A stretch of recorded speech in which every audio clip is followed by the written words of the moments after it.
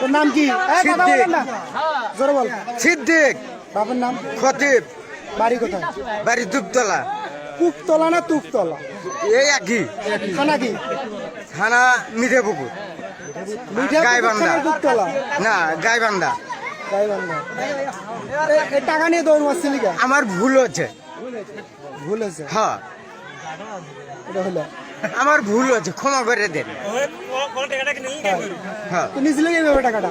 আমি কইছি আবা তোমার মামা 500 দিয়ে চাষে দেও, হাতে দিয়েছে, আমি হাতের থেকে কারিয়ে নিইনি।